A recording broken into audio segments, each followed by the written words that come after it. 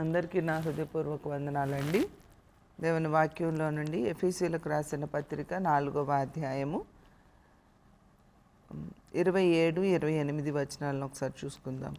అపవాదికి చోటియకుడి, దొంగిలువాడు ఇక మీద దొంగిలక, అకరగలవానికి పంచిపెట్టుటకు వీలు కలుగు నిమిత్తము తమ చేతులతో మంచి పని చేయొచ్చు కష్టపడవలెను. సో గత దినాన్న మనం ఏం చూసుకున్నామంటే ఈ రిలేషన్స్ అన్నీ ఒకరితో ఒకరు, అంటే హ్యూమన్ బీయింగ్కి, మనిషికి సంబంధించినటువంటి పరిస్థితులు. అయితే మనందరము ఒక శరీరంలోని అవయవాలుగా ఉన్నాం కాబట్టి మనం ఒకరితో ఒకరు అబద్ధం ఆడకూడదు, ఎప్పుడూ సత్యమే పలకాలి అనే విషయాన్ని మనం నేర్చుకున్నాము. ఇప్పుడు మనం చూసినట్లయితే రెండవదిగా పడే పరిస్థితులు వస్తాయి.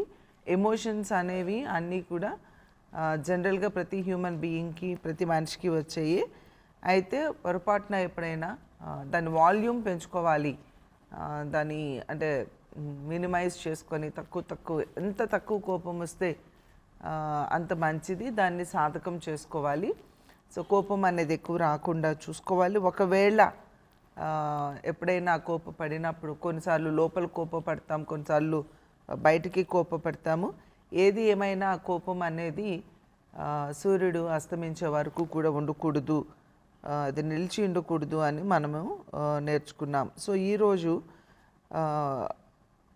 అపవాదికి చోటివ్వద్దు, అలానే దొంగిలేవాడు దొంగిలించొద్దు.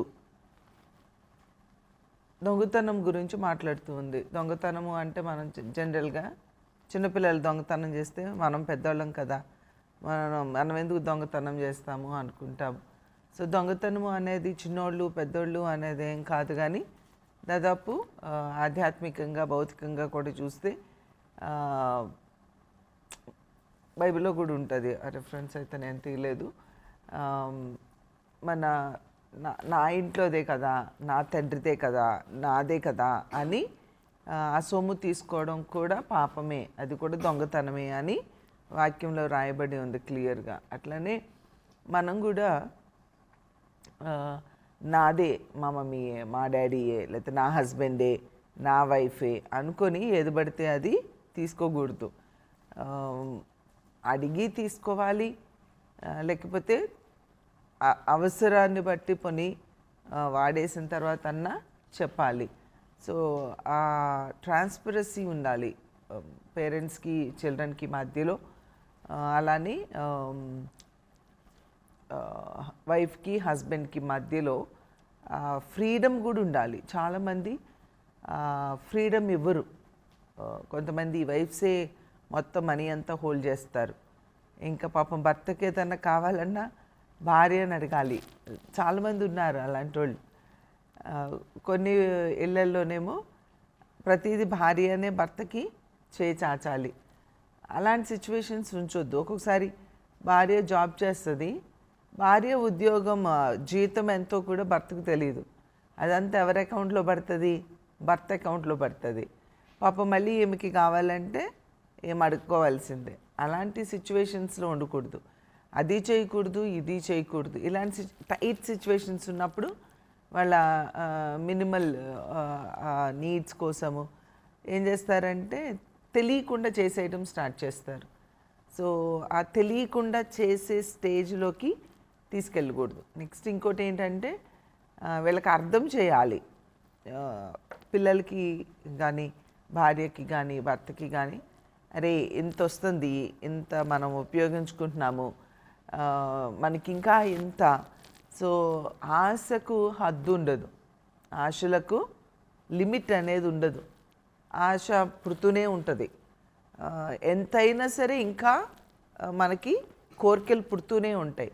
అందుకనే ప్రతి వ్యక్తి కూడా ఆశకు ఒక లిమిట్ పెట్టుకోవాలి. ఏంటి ఆశకి లిమిట్ ఏంటి చెప్పండి?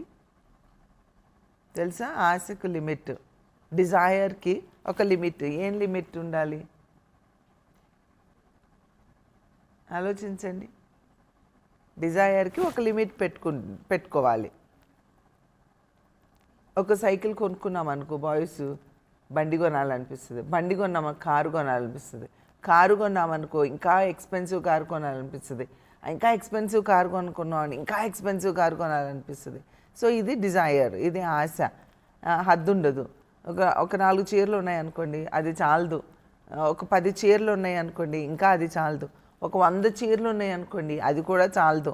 ఒక 200 చీరలు ఉన్నాయనుకోండి, అది కూడా చాలదు. ఒక 1000 చీరలు ఉన్నాయనుకోండి, అది కూడా చాలదు. ఒక గొలుసు ఉందనుకోండి, అది చాలదు. 2 గొలుసులు ఉన్నాయనుకోండి, అది చాలదు. అలాగా ఆశ అనేది ఇంకా ఇంకా ఇంకా ఇంకా కావాలి కావాలి కావాలి అని మనకి అనిపిస్తూ ఉంటుంది. అవునా కదా? సో దీనికి లిమిట్ ఏంటి?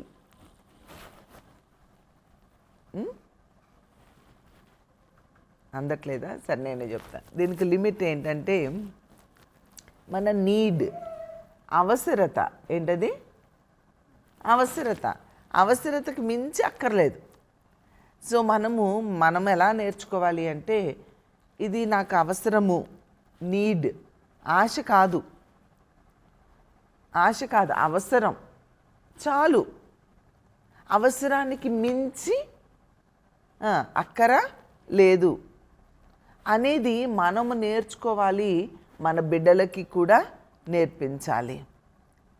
సో అవసరతకు మించి మనం వెళ్లకుండా ఉండడము అది మనకి మేలు. సో ఇలా ఆశబోతుతనంతో ఏం చేస్తారంటే ఇంకా ఇంకా పేరెంట్స్ ఇచ్చిన దానికంటే ఎక్కువ ఖర్చు పెట్టుకోవాలని, హస్బెండ్ ఇచ్చిన దానికంటే ఇంకా ఎక్కువ ఖర్చు పెట్టుకోవాలని, ఇలాంటి సిచ్యువేషన్స్ మనకు వస్తూ ఉన్నప్పుడు ఏం చేస్తామంటే భర్తకు తెలియకుండా కొన్ని పనులు, భార్యకు తెలియకుండా కొన్ని పనులు, తల్లిదండ్రులకు తెలియకుండా కొన్ని మనము చేసేస్తూ ఉంటాం.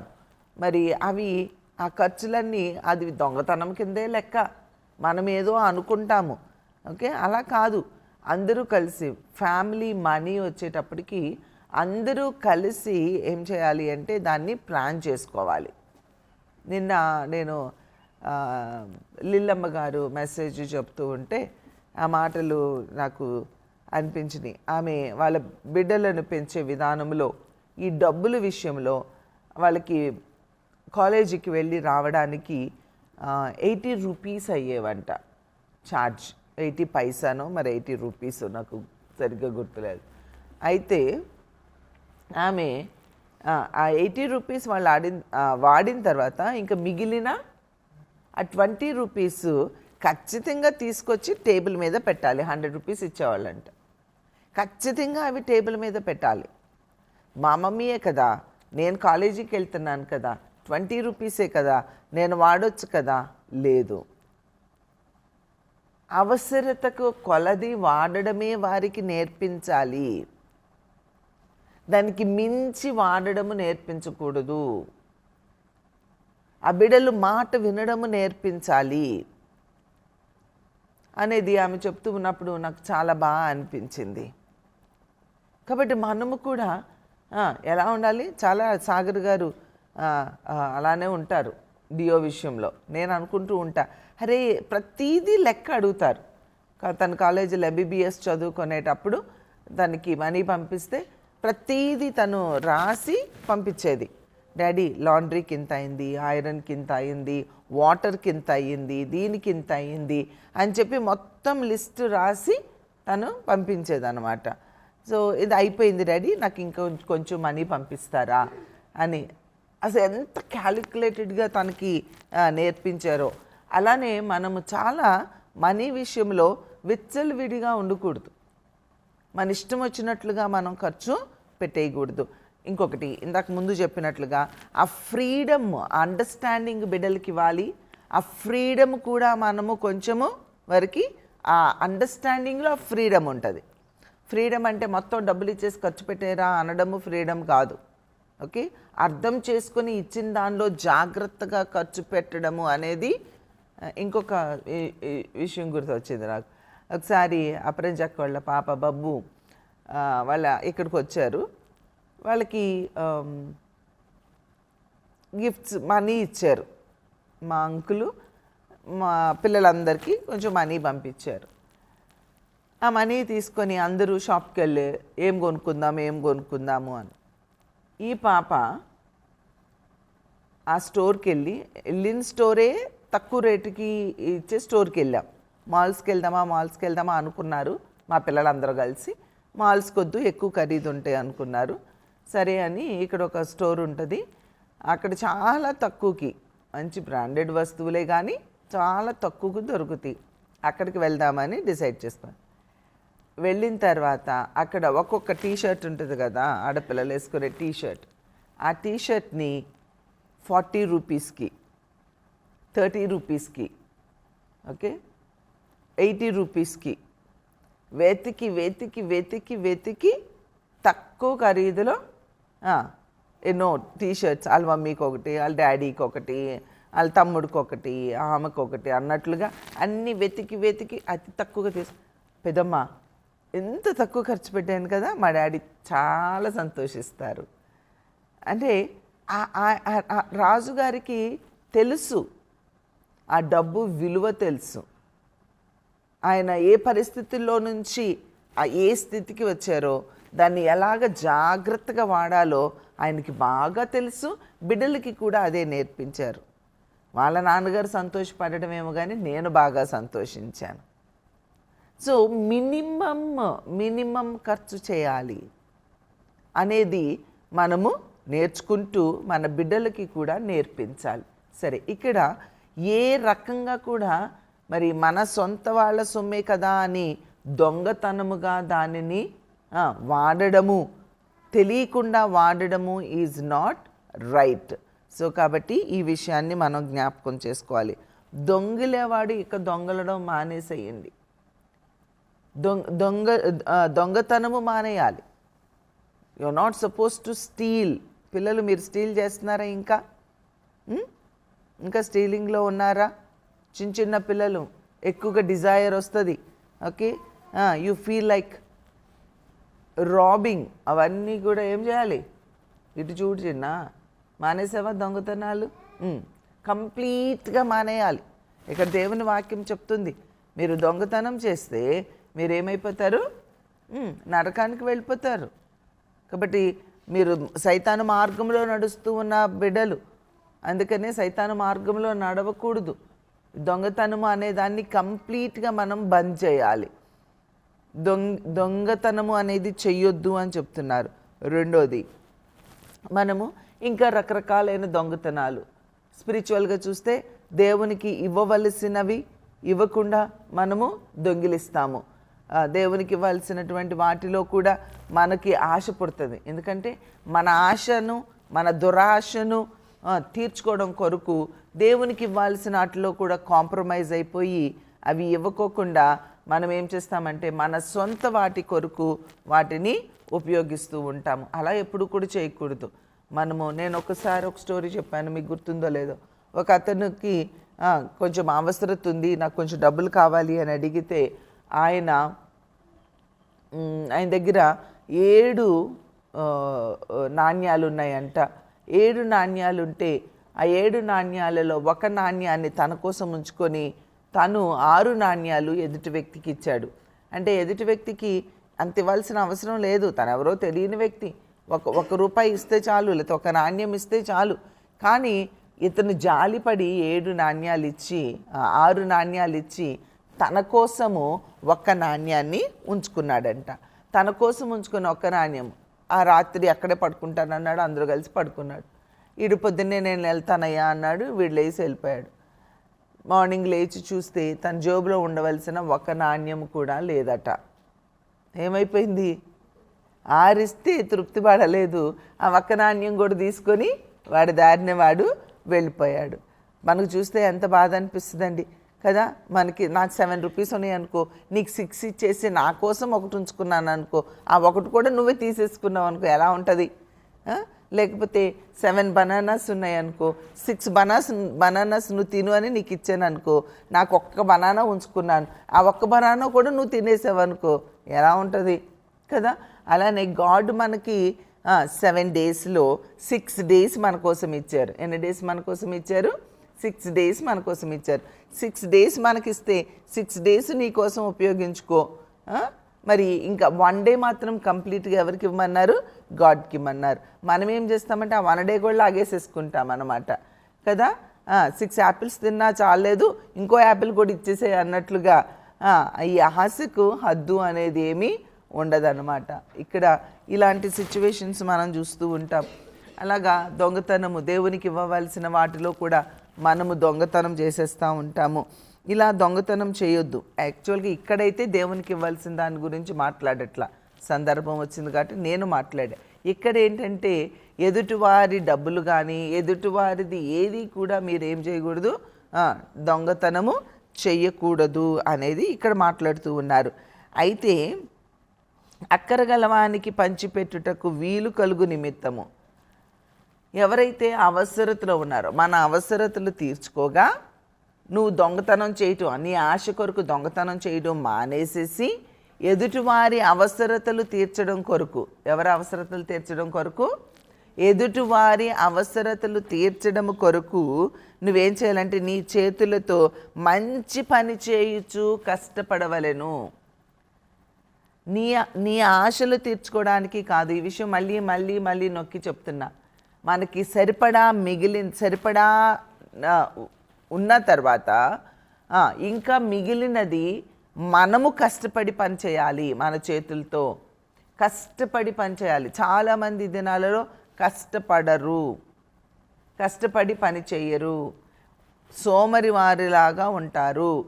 ఓకే, నిద్రపోతూ ఆత్మ ఎక్కువ ఏలుబడి చేస్తూ ఉంటుంది. కష్టపడి పని చేయాలి. రెండవది, ఈ కష్టపడి పని చేసేది మన యొక్క స్టేటస్ని పెంచుకోవడానికి కాదు, మన అవసరతల వరకు తీర్చుకొని. అవసరత అంటే ఏంటండి? కాస్త కడుపు నిండా భోజనం, ఉండడానికి ఒక ఇల్లు, పోనీ ఏ కూరగాయలో గట్రా పండించుకుంటున్నావు అనుకో, ఒక ఎకరం పొలమో మనం సంపాదించుకొని అందులో కష్టపడి పని చేసుకుంటూ మనకి కావాల్సింది తింటూ చక్కగా మన పిల్లలకి లక్షలు కోట్లు పెట్టి ఏదో యాజమాన్యాన్ని, ఏదో స్కూలు వాళ్ళని పైకి తీసుకురావడానికి కాకుండా నీ కష్టమంతా చక్కగా మినిమం స్కూల్ ఏదన్నా చూసుకొని, లేదా నీకు విద్య వస్తే నువ్వే చక్కగా చదివించుకొని, నువ్వే ఇంట్లో బిడ్డలకి అక్షరాభ్యాసం చేసుకొని మంచిగా చదివించుకొని, మంచిగా దేవుని వాక్యం చదివించుకోవడానికి, మంచిగా బైబిల్ చదువుకోవడానికి, మంచిగా పాటలు నేర్చుకోవడానికి, మంచి వాయిద్యాలు నేర్చుకోవడానికి, ఇలా మంచిగా అన్నిటికీ సమయం దొరికేలాగా చక్కగా బిడ్డలను ఒక మంచి స్కూల్లో పెట్టుకొని, మంచి స్కూల్ అన్నానని ఏంటి ఎక్స్పెన్సివ్ స్కూల్ మాట్లాడట్లా నేను. ఓకే, చక్కగా విద్యాభ్యాసం చెప్పే స్కూల్స్ ఉంటాయి. పెద్ద పెద్ద స్కూల్స్ కంటే అప్పుడే క్రొత్తగా పెట్టిన స్కూల్స్ వాళ్ళు ఏం చేస్తారంటే మంచి రిజల్ట్ కోసం బాగా ఎక్కువ చదివిస్తూ ఉంటారు పిల్లల్ని. అక్కడ ఫీజులు తక్కువ ఉంటాయి, చక్కగా వాళ్ళని ఏం చేస్తారు, బాగా చదివిస్తారు, వాళ్ళు స్కూల్ అభివృద్ధి పొందారు. అలాంటి స్కూల్స్లో పెట్టండి, చక్కగా చదువుకోవడం. లేదా ఈ రోజుల్లో గవర్నమెంట్ స్కూల్స్లో అయినా పెట్టుకోవచ్చు. మొన్న మొత్తము 10th హయ్యెస్ట్ స్కోర్ చేసింది గవర్నమెంట్ స్కూల్లో ఉన్న పిల్లట. కాబట్టి చదువు అనేది ఇక్కడ అక్కడ ఉంది, స్టేటస్కి పోకండి. అలాగా చక్కగా చదివించుకొని మనకు మినిమమ్ ఖర్చు మనం చేసుకొని మనకి సరిపడా అయ్యాక ఇంకా కష్టపడి పనిచేయి. ఎందుకంటే నీ స్టేటస్ని పెంచుకోవడానికి కాదు, కానీ నీవు 10 మందిని పోషించడానికి, అవసరతలో ఉన్న 10 మందికి నీవు చెయ్యి చాచడానికి, ఇతరుల కొరకు నీ చేతులు కష్టపడి మంచి పని చేయాలి. కష్టపడి మనకి ఇదివరకు ఉండేవి, చుట్టలు చుడతా ఉండేవాళ్ళు, పొగాకును పెంచి. కొంతమంది నా చిన్నప్పుడు వచ్చేవారు, మన రూప వినాలి, కొంతమంది చర్చ్కి వచ్చేవాళ్ళు. వాళ్ళు పొగాకు తోటలో పనిచేసేవాళ్ళు, పొగాకు అవి చుట్టలు చుట్టడానికి వెళ్ళేవాళ్ళు. కానీ వాళ్ళు మారు మనసు పొందిన తర్వాత మరి ఆ చుట్టలు, ఆ బీడీలు ఎదుటి వారి యొక్క హెల్త్ని పాడు చేస్తాయి. కాబట్టి అలాంటివి నేను చేయకూడదు అని వాళ్ళు అవి మానేసేసి మంచి పని చేయాలి. వడ్డీ వ్యాపారానికి ఇవ్వకూడదు, అర్థమైందా? వడ్డీ వ్యాపార డబ్బులు ఉన్నాయి కదా అని వడ్డీకి ఇచ్చి ఆ వడ్డీ డబ్బులతో నువ్వు నేను వేరే వాళ్ళకి చూస్తానండి అనకూడదు. సారాయి దుకాణాలు పెట్టుకోకూడదు, ఆల్కహాల్ షాపులు పెట్టుకోకూడదు. ఇట్లాంటి అన్యాయంగా మనము ఏమీ చేయకూడదు. అలాగా జాగ్రత్తగా మనము ఆలోచించి మంచి పని చేయాలి. ఈ రోజుల్లో మరి ఈ పొలము పనులు చేసుకునే వాళ్ళు మరి క్రిస్టియన్స్ అయ్యాక ఎలా చేస్తున్నారో నాకు తెలియదు. ఆర్గానిక్ పండించాలి.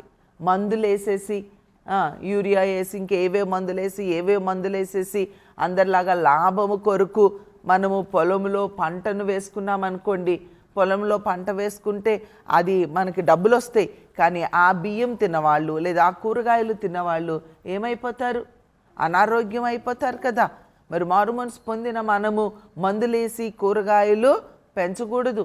ఆర్గానిక్ అంటే ఏ మందులు లేకుండా ఎరువుల సహాయంతో ఏమన్నా ఈ పచ్చిమిరప ఇలాంటి కొన్నిటికి త్వరగా ఫంగస్ వచ్చేస్తూ ఉంటుంది, తెగులు వస్తూ ఉంటుంది. అప్పుడు మనం ఏం చేయాలి? వేపాకులు నూరి లేకపోతే ఇంకా ఏవో ఉంటాయి న్యాచురల్గా అవి పెస్టిసైడ్స్ని మనం తయారు చేసుకొని వాటిని చల్లి ఏం చేయాలి అంటే పంట పండించాలి. కాబట్టి చెప్పండి, ఇదే ఆర్గానిక్. నేను మారు మనసు పొందాను కాబట్టి నేను డబ్బు మీద ఆశతో నేనేమి పని చేయట్లేదు. నేను కొంచెము వచ్చినా చాలు, నేను తినడానికి వచ్చి నేను తిన్న తర్వాత ఆ కొంచెము ఇతరులు ఎవరైతే ఆరోగ్యకరమైనవి కొనుక్కోవాలనుకుంటున్నారో ఆర్గానిక్ వాళ్ళకి నేను అమ్ముతాను అనుకొని అంతవరకే చెయ్యండి. వ్యర్థంగా మంచి పని చేయాలి, చెడ్డ పనులు చేయకూడదు. వాక్యానుసారముగా వాక్యం చదువుతూ ఉన్నప్పుడు ఏది మంచి పనో అది చేయాలి. ఇతరులకు హాని కలిగించే పనులు మనము చేయకూడదు. ఇతరులను నష్టపరిచే పనులు మనము చేయకూడదు. ఇతరులను అణగద్రొక్కే పనులు మనము చేయకూడదు. కాబట్టి మన చేతులు మంచి పనులు చేయాలి. ఈ చేతులతో చేసే పనులు ఎవరి కోసం చేయాలని ఇక్కడ వాక్యం చెప్తుందండి? ఇతరుల అవసరతలను తీర్చడం కొరకు మన చేతులు కష్టపడాలి. సో చర్చ్లో ఎవరైనా బలహీనులు ఉన్నట్లయితే, బాధపడుతూ ఉన్నవారు ఉన్నట్లయితే, వారు ఎక్కడైనా ఇబ్బందిలో ఉన్నట్లయితే, వ్యాధితో ఉన్నట్లయితే, ఇరుకులో ఉన్నట్లయితే, అలాంటి వాటికి నీ చెయ్యి చాచడము ఆగిపోయింది కదా, ఆగిపోయింది. ఈ దినము సంఘాలలో చూస్తూ ఉంటే సంఘములో రక్షించబడిన బిడ్డలు కష్టాలలో ఉన్నప్పుడు నీకు ఉండి కూడా, నీ బ్యాంక్ బ్యాలెన్స్లు ఉండి కూడా, నీ దగ్గర ధనము ఉండి కూడా బిగబడుతూ ఉన్నవారు దాదాపు 99% ఉన్నారేమో అనుకుంటున్నాను నా దృష్టిలో. If I'm not right, I'm sorry. కానీ ఎంతగా మన యొక్క పరిస్థితులు దిగజారిపోతున్నాయో మీరు ఒకసారి ఆలోచించండి.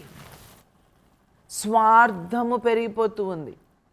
ఇతరుల కొరకు మనము కష్టపడవలసినటువంటి వారము అని చెప్పి దేవుని వాక్యం బోధిస్తూ ఉంటే నిమ్మకు నీరెత్తినట్లుగా నాకెందుకులే, ఆ వ్యక్తి తినపోతే నాకెందుకు, ఆ వ్యక్తికి మంచి వస్త్రాలు లేకపోతే నాకెందుకు, వాళ్ళ బిడ్డ చదువుకోపోతే నాకెందుకు. లోకంలో చేస్తున్నారండి.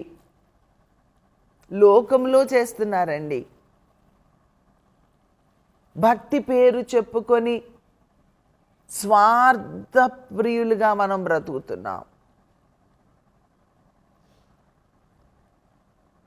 ఎంత స్వార్థము పెరిగిపోతూ ఉందో. కష్టపడి పని చేయవలసినటువంటి వారము మన కొరకే కాదు, మన తోటి సహోదరులు కష్టంలో ఉన్నప్పుడు, అరే మన చర్చ్లో ఉన్న వారు కష్టపడుతున్నారని కాదు, అసలు సొంత అన్నలు అక్కలు చెల్లెళ్ళు తమ్ముళ్ళు కష్టంలో ఉన్న చెయ్యి చాచని దీన స్థితిలో మనుషులు బ్రతుకుతూ ఉన్నారు. ఎంత భయంకరమైనటువంటి పరిస్థితో ఒక్కసారి ఆలోచిస్తారా? అలాంటి వారిలో దేవుడు ఎలా నివసిస్తాడు? అలాంటి వారు దేవునికి ప్రియులుగా ఎలా అవుతారు? అలాంటి వారిలో పరిశుద్ధాత్ముడు ఎలా నివసించగలుగుతాడు? పేరుకు మనము భక్తులమండి, పేరుకు మనం భక్తులము. దయచేసి ఆలోచన చెయ్యండి. నేనేమి మిమ్మల్ని ఊరికి గుచ్చాలి అని కాదు, ఆ వాక్యంలో ఉన్నది కాబట్టి I have to tell the truth, I have to live the truth. నేను జీవించాలి, నాతో పాటు మీరు జీవించాలి. నేను దేవుని సంతోషపెట్టాలి, నాతో పాటు నా చెల్లెళ్ళు తమ్ముళ్ళు కూడా దేవుని సంతోషపెట్టాలి. నేను దేవుని రాజ్యంలో ఉండాలి, నాతో పాటు నా తమ్ముళ్ళు చెల్లెళ్ళు కూడా దేవుని రాజ్యంలో ఉండాలి. ఇవన్నీ చెప్పేస్తున్నానని ఇవన్నీ నేను ఎక్కడో పండిపోయి ఎక్కడో అందలం ఎక్కేసి చెప్పట్లే. నేను చదువుతున్నాను, నాకు దేవుడు అర్థం చేస్తున్నాడు. అరే నేను ఇక్కడ ఇలా లేనే, ఇలా ఉన్నానే అనుకొని నన్ను నేను చూసుకుంటున్నాను, నన్ను నేను సరిచేసుకుంటున్నాను. మిమ్మల్ని కూడా సరిచేయడానికి ఒక అవకాశం దేవుడు నాకు ఇచ్చాడు కాబట్టి నేను మాట్లాడుతూ ఉన్నాను. It's my request and you all pray for me two. నా కోసం కూడా ప్రార్థన చేయండి. నేను కూడా అలా బ్రతకాలి, ఇంకా ఇంకా ఇంకా ఇంకా ఇతరుల కొరకు కష్టపడాలి.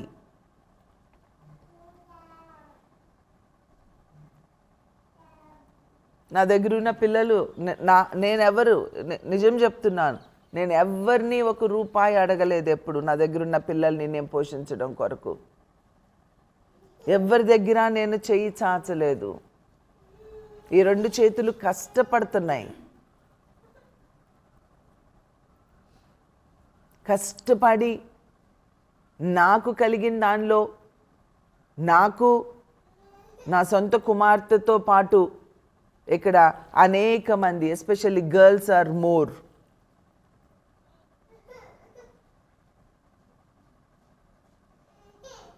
రెండు కుటుంబాలు పోషించబడుతూ ఉన్నాయి. మరి అనేక మంది గర్ల్స్, అనేక మంది బాయ్స్ పోషించబడుతూ ఉన్నారు. I never ask anyone. ఆ సాక్ష్యం నాకుంది. నేను ఎవరిని, నాకు నా బిడ్డలు ఇంతమంది ఉన్నారు, నాకు కొంచెం అవసరం ఉంది, మీరు పోషించండి అని నేను అనలేదు. నిన్న అనుకున్నాను ఈ పిల్లలందరికీ స్కూల్కి బాక్సులు కొనాలి అనుకున్నా. ఆ పిల్లల పేరెంట్స్ని అడగండి అని అందాము అనుకొని, ఇంత విశ్వాసం లేని బోధకురాలుగా ఉన్నానా నేను? ఇంత చేస్తూ ఆ ఒక్క బాక్సుల కోసం ఎవరిని వాళ్ళ పేరెంట్స్ని ఎందుకు అడగాలి నేను అనుకొని నిన్న ఉదయం I decided no, I will only go and buy, because my God is so great. My God can do anything. My God is not like a human being. ఒక మనిషి లాంటి వాడు కాదు నా దేవుడు. నేను విశ్వాసం ఉంచిన దేవుడు, నా దేవుడు గొప్ప దేవుడు. నా అవసరతలు తీరుస్తూ ఉన్న దేవుడు. అవసరతలకు మించి నాకు ఇస్తున్నాడు. ఆ మించి బిడ్డల్ని పెట్టుకుంటున్నాను. రీసెంట్గా ఇంకా మణిపూర్ నుంచి 4 కొత్త పిల్లలు వచ్చారు కదా. మళ్ళీ ఇంకొక 2 ఆడపిల్లలు వస్తామని ఫోన్ చేశారు. రండి, మీరు కావాలనుకుంటే రండి. ఎంత గ్రేట్ రెస్పాన్సిబిలిటీ అది. మన చేతులు కష్టపడి పని చేయాలండి. మీరందరూ కూడా పెద్దవాళ్ళు అయిపోయారు. మీ చేతులు ఏమవ్వాలి? కష్టపడి, టెల్ మీ, కష్టపడి పని చేయాలి. మీలో ఎంతమంది చేతులు కష్టపడి పని చేస్తున్నాయి? ఆంటీ ఒక్క చేతులు కష్టపడి పని చేస్తే చాలా కాదు కదా. అందరి చేతులు ఏమవ్వాలి? చెప్పాలి, కష్టపడి పని చేయాలి. ఇక్కడ బైబిల్లో కనిపిస్తుంది మనకి ఈ మాటలు, నా ఓన్ వర్డ్స్ కాదు. కాబట్టి మన చేతులు కష్టపడి పని చేసి, మంచి పని చేసి, మనం స్కూల్లో చేసే పని మంచి పనేనా? అనేక మంది పేదవాళ్ళకి సహాయం చేసే పనేనా? నిన్న ఒక తల్లి వచ్చింది. నేను అక్కడ గార్డెన్ వర్క్ చేసుకుంటా ఉన్నాం. మేము చేసుకుంటూ ఉంటే ఆ ఫీజు రాసిచ్చారు స్కూల్లో, ఇంకా తగ్గించిచ్చారు, ఇంకా తగ్గించమని అడుగుతుంది. సరే అక్కడ మేడం ఉన్నారు, పో అడుకోవచ్చుకో అన్నారు. నేను ఆమెను అడిగా, ఇదిగమ్మా ఇక్కడ రీఅడ్మిషన్ 2000 ముగ్గురు పిల్లలు 6000 తగ్గిస్తాను వెళ్ళు. అమ్మా ఇంకొంచెం తగ్గించరా? సరే, ఆమె కట్టే ఫీజులో 3 సెమిస్టర్స్, 3 ఇన్స్టాల్మెంట్స్, 3 ఇన్స్టాల్మెంట్స్లో ముగ్గురికి 9 ఇన్స్టాల్మెంట్సా? 9. సో 9 ఇన్స్టాల్మెంట్స్, ఒక్కొక్కరికి ఒక్కొక్క 1000 ఒక్కొక్క ఇన్స్టాల్మెంట్లో తగ్గించా. 9000 వెళ్ళు. థ్యాంక్స్ అమ్మా. వెళ్ళింది, అక్కడ రాయించుకుంది, వెళ్ళిపోవచ్చు కదా. మళ్ళీ వెనక్కి వచ్చి థ్యాంక్స్ అమ్మా, చాలా సహాయం చేశారని చెప్పి వెళ్ళింది. మనకి ఎంత మంచి పని. పేదవాళ్ళని ఎంతమందికి చక్కని ఎడ్యుకేషన్ మనం ఇవ్వగలుగుతూ ఉన్నాం. మంచి పని చెయ్యండి, అంతేగాని చెడ్డ పనులు, వడ్డీ పనులు, లేకపోతే దొంగతనం చేసి సంపాదించుకోవడమో, ఇతరులను మోసం చేసి సంపాదించుకోవడమో, లేకపోతే మందులు వేసి అవేసి ఇవేసి లాభాల కొరకు ఇతరుల ఆరోగ్యాలను పాడు చేసి నీవు డబ్బును సంపాదించుకోవడమో, ఇవన్నీ చెయ్యొద్దండి దయచేసి. మారు మనస్సు పొందిన ప్రతి ఒక్కరు, క్రీస్తు రక్తములో కడగబడిన ప్రతి ఒక్కరు నీ వ్యాపారంలో కూడా జెన్యూన్గా వ్యాపారం చేయి. జెన్యూన్గా వ్యాపారం చేయి. అత్యాస వ్యాపారాలు చేయొద్దు. ఎదుటివారిని ముంచే వ్యాపారాలు చేయొద్దు. ఎదుటివారిని దోచుకునే వ్యాపారాలు చేయొద్దండి దయచేసి. జెన్యూన్గా మీరు బ్రతకాలి. జెన్యూన్ వ్యాపారాలు చేయాలి. ఇతరులను లేవనెత్తే వ్యాపారాలు చేయాలి. ఇతరులను కూల్చేవారిగా మనము ఉండకూడదు. దయచేసి దొంగతనము చేయొద్దు. ఇతరుల కొరకు మీ చేతులు కష్టపడి పని చేయాలి. ఈ విషయాన్ని మీరు అవగాహన చేసుకోండి. నేను ఇంకో టాపిక్లోకి వెళ్తే మళ్ళీ ఇంకెక్కువ టైం అయిపోతుంది. కాబట్టి ఈ విషయాన్ని మనం అవగాహన చేసుకుందాం. ఎలా ఉన్నాం, మన స్థితి ఎలా ఉంది, ఆత్మీయత కలిగి ఉన్నామని చెప్పుకుంటూ ఇంకా ఇతరులను దోచుకునే స్టేజ్లోనే ఉన్నామా? ఇతరుల అవసరతలు తెలుసుకోలేని వారుగా ఉన్నామా? ఇతరుల క్షేమాభివృద్ధిని కోరుకోలేని వ్యక్తిగానే నువ్వు ఉంటున్నావా? ఈ దినాల్లో మొన్న ఒక న్యూస్ అండి, భార్యని ముక్కలు చంపేసింది కాకుండా కట్ చేసేద్దామని చూశాడట. మళ్ళీ ఇద్దరూ సాఫ్ట్వేరే. ఎంత అసలు, అరే సొంత భార్యని ఎలా చేయగలిగాడండి? అర్థం చేసుకోండి. మొన్న విజయవాడలో ఆ డాక్టర్ గారు ఎంత కష్టపడితే ఆయన ఒక డాక్టర్ అవుతాడండి. ఆ డాక్టర్ గారు మంచి హాస్పిటల్ పెట్టుకున్నాడు. దానిలో ఏవో కొన్ని నష్టాలు వచ్చినాయి. ఫ్రెండ్స్ అందరూ కలిసి దాన్ని చేద్దాము అనుకున్నారు. ఏదో జరుగుతుందట. ఇంతలో ఈయన ఏం చేశారంటే, ఆయన మానసిక స్థితి ఎంత దిగజారిపోయిందో, ఆ మెంటల్ స్ట్రెస్ ఎంత లెవెల్కి వెళ్ళిపోయిందంటే, పాపం తనకు అన్నున్నాడట. అన్నుంటే ఈ తల్లింట్లో ఉంది. అమ్మా నువ్వు కొన్ని రోజులు అన్న దగ్గరికి వెళ్ళు అని వాళ్ళ అమ్మని అన్న దగ్గరికి పంపించేస్తే అయిపోనే. ఆ భార్య అని మీ ఇంటికి వెళ్ళమ్మా కొన్ని రోజులు అంటే అయిపోనే. ఆ వృద్ధాప్యంలో ఉన్న తల్లిని కత్తి తీసుకొని పొడిసి పొడిసి పొడిసి చంపేసి, ఇద్దరు పిల్లలు, ఇద్దరు కూతుళ్ళో మరి కొడుకు కూతురు నాకు తెలియదు కానీ ఇద్దరు పిల్లల్ని కూడా పొడిసి పొడిసి చంపేసి, భార్యని కూడా చంపేసేసి, ఆ తర్వాత తనకున్న బంగారం, తనకున్న డబ్బులు, తనకున్న డాక్యుమెంట్స్ అన్నీ కిందకెళ్ళి కారు ఓపెన్ చేసి కారులో పెట్టి, కారు లాక్ చేసి, ఆ పోస్ట్ బాక్స్ దానిలో ఆ కీస్ వేసి వాళ్ళ అన్నకి ఫోన్ చేసి, అన్న కారు కీస్ ఇందులో ఉన్నాయి, కారులో ఇవన్నీ ఉన్నాయి, నువ్వు రేపు మార్నింగ్ వచ్చి నువ్వు అవన్నీ తీసుకొని వెళ్ళు అని చెప్పి ఫోన్ చేసి వెళ్ళి చచ్చిపోయాడు. అంటే మైండ్ ఎంత వీక్గా ఉంటుందో. ఎందుకండి ఆ ఎంబీబీఎస్ చదువు ఎందుకు, ఆ డిగ్రీలు ఎందుకు, ఆ పీజీలు ఎందుకు? మానసిక ధైర్యము లేకుండా చదువు చదువు చదువు చదువు అని మీ బిడ్డల్ని చదివించకండి దయచేసి. చదువు ఒక్కటే కాదండి, చదివించొద్దు అంటే చదివించొద్దని కాదు. That is not the only thing you have to give it to your children. అదొక్కటి కాదండి. ముందు ఎలా బ్రతకాలో, ఓటమిలో ఎలా బ్రతకాలో, ఎంత మినిమంలో సంతోషంగా బ్రతకాలో, ఎదుటివారితో పోటీ పడకుండా నీకు నీ హృదయానికి ఇష్టమైంది సంతోషంగా ఏది చేయగలవో అది చేస్తూ బ్రతకడము అనేది, ఆరోగ్యంగా బ్రతకడము అనేది, అందంగా బ్రతకడము అనేది, కొంచెంలో సంతోషంగా ఆరోగ్యంగా బ్రతకడము అనేది బిడ్డలకు నేర్పించండి అమ్మా. తల్లిదండ్రులైనటువంటి వారు అత్యాశతో, అరే నేను చదవలేకపోయా, నేను చేయలేకపోయా, వాళ్ళు చూడు ఇంత గొప్పోళ్ళు, వీళ్ళు చూడు ఇంత గొప్పోళ్ళు అయిపోయారు, మీ పెద్దనాన్న పిల్లలు చూడు, మీ పెద్దమ్మ పిల్లలు చూడు, లేకపోతే మీ పిన్ని పిల్లలు చూడు, నీకన్నా చిన్నోళ్ళు చూడు, నీకన్నా పెద్దోళ్ళు చూడు, వాళ్ళు అలా అయిపోయారు, వీళ్ళు ఇలా అయిపోయారు, నువ్వు అలా అయిపోయారు. వీళ్ళకి ఆ శక్తి లేదు పాపం. మైండ్లో ఇంజెక్ట్ చేసి చేసి చేసి చేసి వాళ్ళ తల లోపల పరిగెత్తుతుందేమో వాళ్ళ బ్రెయిన్.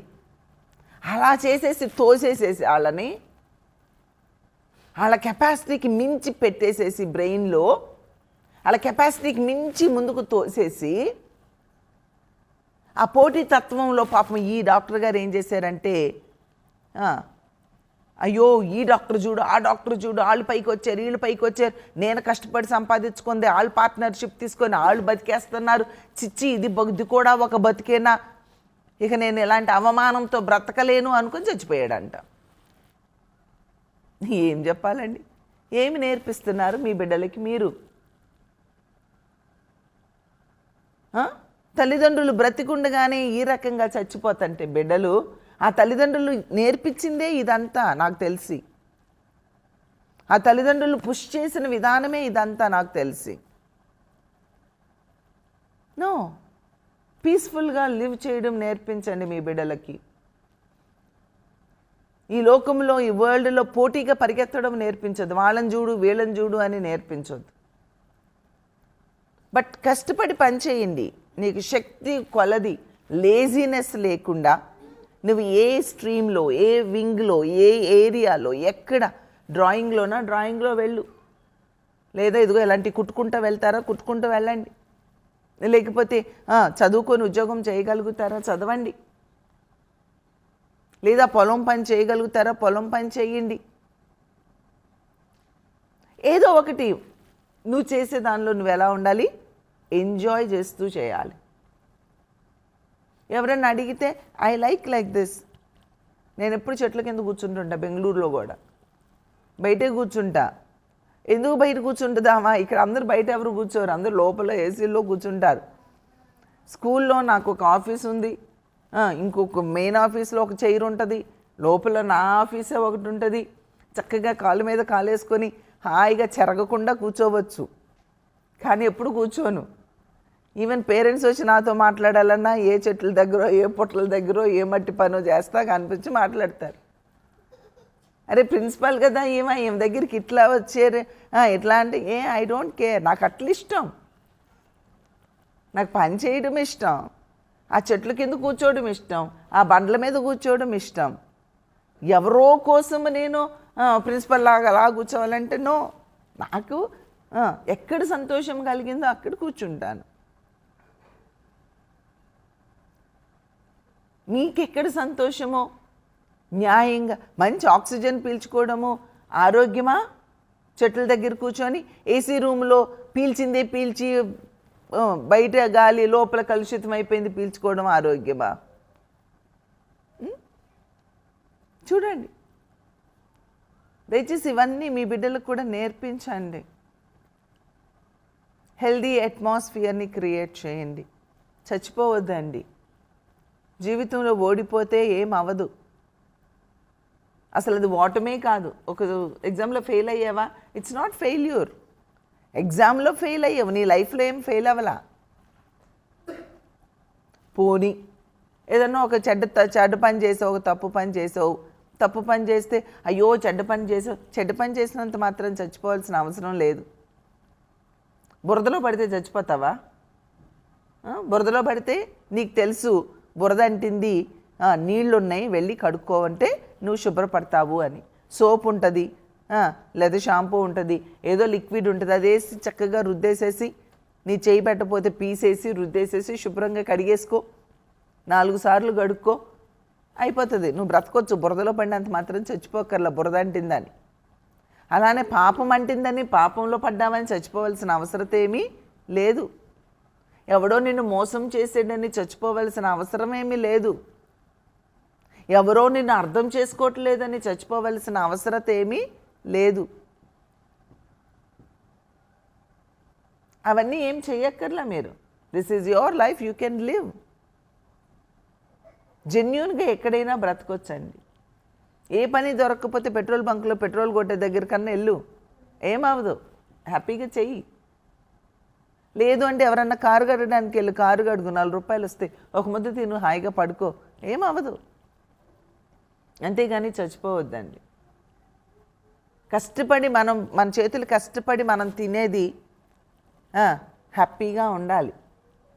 ఎవడు సొమ్ము తింటలే, ఎక్కడ దొంగతనం చేసి తింటలే, మనం తింటున్నాం, మన కష్టపడింది అది. సో కాబట్టి పిరికి వారిగా మీరు ఉండొద్దు. దయచేసి జూమ్లో వింటున్నవారు, ఫేస్బుక్లో వింటున్నవారు, మీరు దయచేసి ఆలోచన చేయండి. మీ బిడ్డలను ఎలా పెంచుతున్నారు? మంచిగా పెంచండి, ధైర్యంగా పెంచండి, నిరీక్షణతో పెంచండి, యేసయ్య ఉన్నారు అని పెంచండి, ఆయనలో ఆనందించడంలో పెంచండి. ఎంతో చదివించేసి ఇలా ఓటమి పాలైపోయి ఎంతోమంది గొప్ప గొప్ప వాళ్ళు, చదువుకున్న వాళ్ళు, ఉన్నత స్థితిలో ఉన్నవాళ్ళు ఈ దినాలలో అసలు రోజుకి కనీసము మొత్తం మీద చూస్తే ఎన్నో 100 జరుగుతూ ఉన్నాయి. ఇలాంటివి చదివిస్తున్నాము అనుకుంటున్నారు, కానీ పిల్లలు బలహీనమైన స్వభావాలు, బలహీనమైన మనస్సు, బలహీనమైన స్థితిలో, మానసిక స్థితి చాలా వీక్గా ఉంటుంది అనే విషయాన్ని మర్చిపోతూ ఉన్నారు. కాబట్టి ప్రియ చెల్లి, ప్రియ తమ్ముడు, ఒకసారి ఆలోచించు. మరి దేవుని వాక్యము ఇలాంటి వాటిని చేయడం ద్వారా మనం ఎవరికి చోటిస్తున్నామట? అపవాదికి చోటిస్తున్నాము. Don't forget that. అపవాదికి చోటు ఇవ్వద్దు. నువ్వు దొంగతనం చేస్తున్నావా? అపవాదికి చోటిస్తున్నావు. ఎదుటివారిని మంచిగా చూడలేకపోతున్నావా? అపవాదికి చోటిస్తున్నావు. మీ అమ్మను బాగా చూడలేకపోతున్నావా? వృద్ధాప్యంలో అపవాదికి చోటిస్తున్నావు. మీ అత్తమామల్ని చూడలేకుండా ఉన్నావా? అపవాదికి చోటిస్తున్నావు. కాబట్టి ఎదుటివారి కొరకు, మీ అత్తమామల కొరకు నువ్వు కష్టపడకూడదా? పాప మీ ఆయన కొంచెం కష్టపడి నీకు చాటుగా మీ అత్తగారికి పంపించాల్సి వస్తుంది. ఇతన్ని కన్నా తల్లే కదా, ఇతను తోడబుట్టిన వాళ్ళే కదా అక్కలు చెల్లెళ్ళు, వాళ్ళకి ఇస్తే ఏం పోయిందండి? వేరే సంఘంలో ఉన్న వారి కొరకే కష్టపడమని చెప్తుంటే సొంత తల్లి కోసం కష్టపడొద్దంటావే. కష్టపడిన దానిలో కొంచెం తీసి నీకెక్కువ ఇచ్చి వాళ్ళకి కొంచెమే ఇస్తున్నారు కదా, దానికి కూడా అడ్డు కొట్టేస్తావే. ఎంత అపవాది మనస్సు నీ మనస్సు, ఎంత అపవాది మనస్సు నీ మనస్సు. నీ ఇంటి వారికి ఇవ్వలేని మనస్సు అపవాది మనస్సు. నీ సంఘములో క్రీస్తు రక్తములో కడగబడి ఉన్న బిడ్డలు కష్టాల్లో ఉంటే, వ్యాధులతో ఉంటే, ఇరుకులో ఉంటే, వారికి చేయూతనివ్వలేని ఆ స్థితి ఎంత దీనస్థితితో, అపవాదికి చోటిచ్చే స్థితులు. నీ తోడబుట్టిన వారు కష్టాలలో ఉంటే వారికి చెయ్యి చాచలేని స్థితి నీ స్థితి. ఇంకా బయట వాళ్ళకి ఏం చేయగలుగుతావు? మానసికంగా ఎంత దిగజారిపోయి ఉన్నామా అని ఆలోచించగలరా? ఎదుటివారికి చెయ్యి చాచలేని స్థితి ఎంత దౌర్భాగ్యమో ఆలోచించగలరా? ఎప్పుడు ఎదుటివారు మంచిగా ఉండాలని కోరుకోవాలి. ఏదో ఆ లారీల మీద ఏదో ఒకటి రాస్తారు, ఎప్పుడో ఒకసారి 2 సార్లు చదివినట్టు, నువ్వు మంచుకుంటే నేను మంచుకున్నాను అన్న టైప్లో ఏదో ఒక కొటేషన్ రాస్తారు లారీస్ మీద.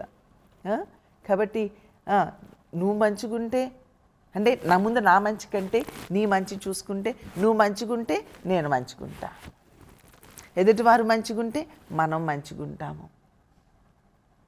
స్వార్థాన్ని ప్రక్కన పెట్టి దేవుని వాక్యానుసారంగా బ్రతికితే అది మనకి మేలు. ప్రార్థన చేసుకుందాం. దయచేసి తలలు వంచి చిన్న ప్రార్థన చేయండి. జూమ్లో ఉన్నవారు విన్న వాక్యాన్ని బట్టి ఎవరైనా ప్రార్థన చేయాలని మనం చేస్తూ ఉన్నాను.